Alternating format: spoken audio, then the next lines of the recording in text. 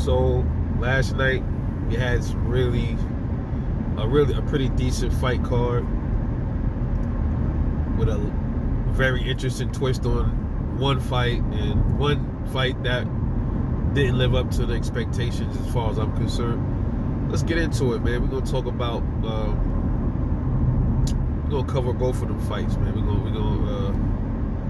We're gonna cover Caleb Plant versus David Benavidez post-fight thoughts, and we're gonna cover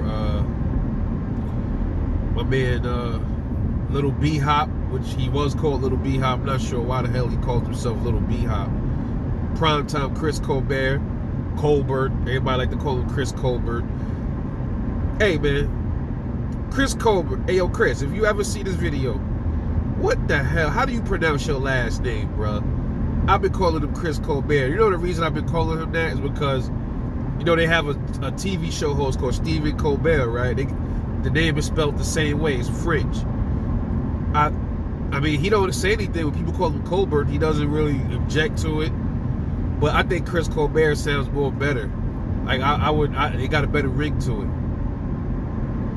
But we're gonna talk about those two fights.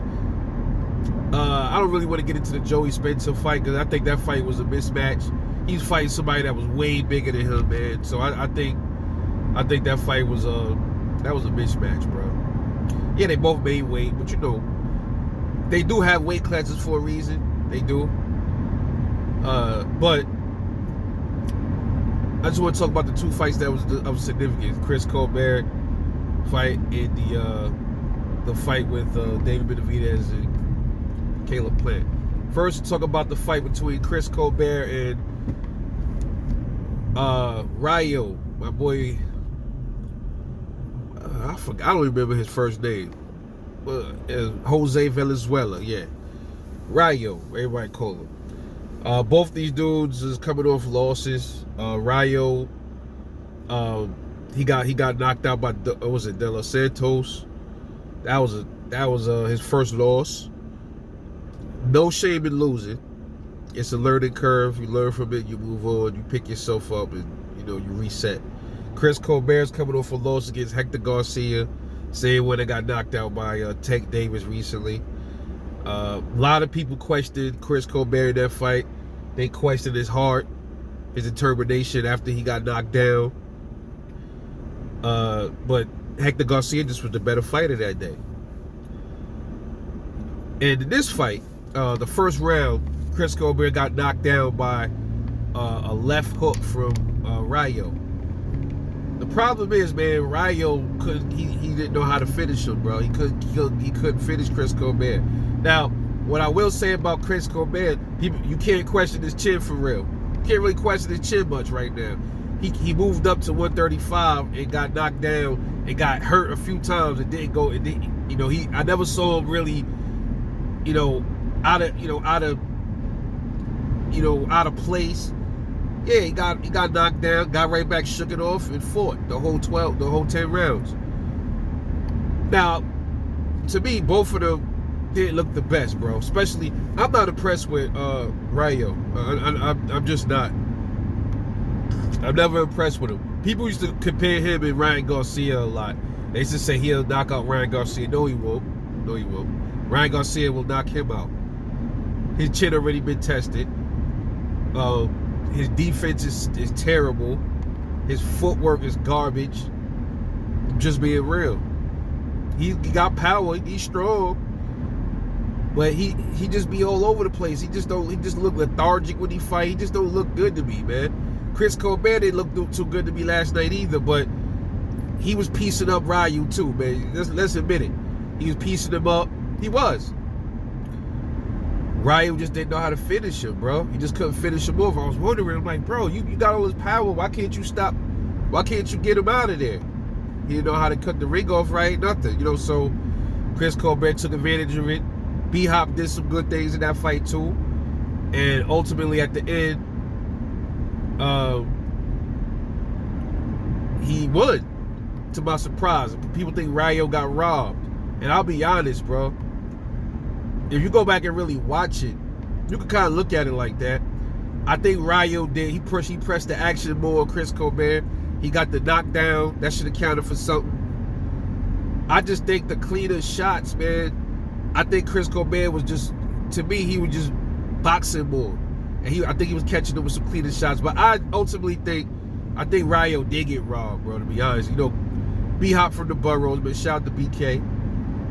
And then after the fight, after the winner got announced, they got into a little exchange. I thought they was going to throw blows because Rayo took his shirt off again. I'm like, uh-oh. Well, they didn't get to that. They ended up, Chris Colbert called him a bitch ass nigga. And then on the post fight, he was like, man, he thumbed his eye. And that's why he kept messing with his eye during the end of the fight. Said Rayo he thumbed him in his eye and stuff like that. And it's crazy, bro. It was a robbery in my opinion, man. You know, I don't really like to shout robbery a lot, but I think it was a robbery. And then he said he's not gonna give Rayo the rematch because Rayo was a sore loser. So he's not gonna throw it running back with him. He said going back down to 130 pounds. He said that's his weight class. He said 135 ain't his weight. He got the win. He said he wanted to prove something. I'm not sure what he proved because you're not even staying at the weight class. So what did you really prove? He said he wanted to get in there with the Sharks. I don't even see Rayo as a Shark, bro. 135, you know who I see as a Shark, baby? Tank. Shakur Stevenson. Why didn't you fight Shakur? Why didn't he fight Shakur? Shakur's at 135. Why couldn't they line that fight up? This fight wasn't even for a belt. I mean, you might as well have lined it up with Shakur. Y'all was exchanging words in the past. Why you ain't take on Shakur Stevenson? That would have been a good matchup. I would like to see that. That would have been more of an evenly matched fight to me. Shakur's a boxer. Chris Colbert's a boxer. It would have been more even to me, bro. I would like to see that better. More of an evenly matched fight. But anyway, shout out to B-Hop. He got the win. It is what it is, man. You know, can't take it back. I think it was a robbery. But he did rally back from that knockdown. Maybe the judges were looking at it like, damn, you had this guy out on his feet and you couldn't get him out for 12 rounds. Maybe they was looking at it like that. You know, I don't know. But he did have B-Hop hurt quite a bit in that fight. But he didn't, like, he ate that shit, bro. He came back from it. So, next fight we're going to talk about, let's move on to David Benavidez and Caleb Plant. It went exactly how most of us thought it was going to go. Caleb Plant, man, with his damn stamina, bro. We knew he was going to fade towards the second half of the fight. We just, like, guessing which round. A lot of us said 10. I said that he was going to get knocked out in the 10th round. To my surprise, Caleb held on. He didn't get knocked out.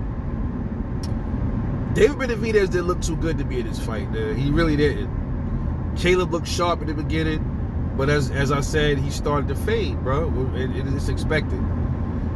But David Benavidez did not look like the Mexican monster that you saw in those other fights. The reason why is the step up in competition. You step up, you're going to start seeing the knockdown ratio go down. You're going to start seeing a lot of that stuff. All that stuff that David was pulling on those other dudes like Ron Ellis, what he was doing to David, what's his name, man? Anthony Durrell and all of these cats.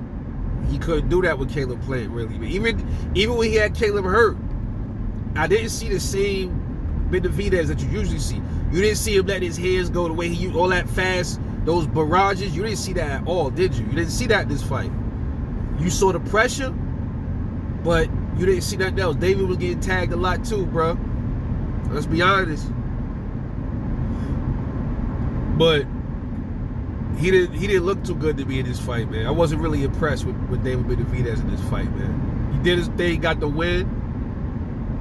But he was missing a lot of punches. His footwork was off. Like his leg placement was all fucked up. And I'm looking at it like, man, if it was like somebody else, like even Canelo, like I think Canelo probably would hurt him, bro. Like I'm not too sure if David Benavidez can beat Canelo Alvarez, man. I'm not too sure. I don't even think he beats Demetrius Andrade. I don't know, bro. I think he got some more stuff he got to work on. He even admitted it at the post-fight. Now he got some stuff he got to work on, man. But he probably could whoop Canelo, but I don't know, man. He barely, to me, man. I mean, he did beat the shit out of Caleb Plant. And I will say this though, Kenny fucking Bayless, bro. Get him the fuck out of here. Get him out of here, man. I don't like him, bro. I never liked watching Kenny Bayless fights, bro. Because he don't let these dudes fight, bro. He keep splitting them up. You know what I'm saying? Pulling them apart. And then Caleb kept holding and shit. Like, he was holding like a motherfucker in this fight. Kept holding. Like he was holding, bro. Like he wanted to slow dance with David Benavidez, bro. He was holding too much, bro. Wasn't letting his hands go enough, man. He looked alright a little bit, little spurts. But he wasn't doing much either, man. Like, he didn't look like too good either, bro. Both of them. That fight was, to me, it was kind of boring, man. I didn't really enjoy it. And I ain't paid for this shit, thankfully.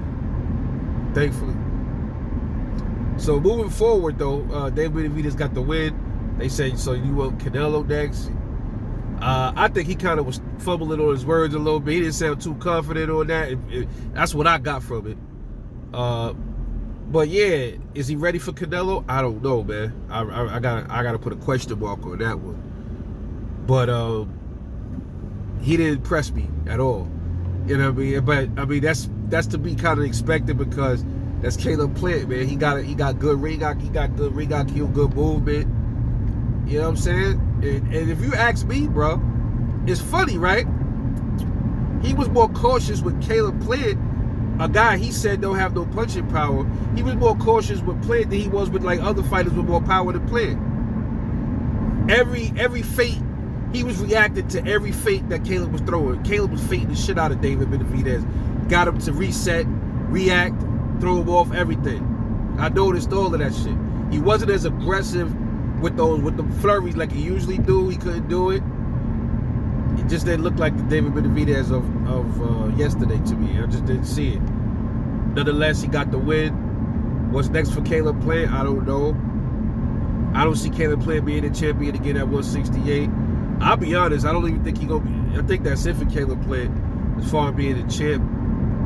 I don't see him beating anybody else at 168. If he move up, he's fooled. So I think he might be on his way to retiring, man. And he don't even got that many fights.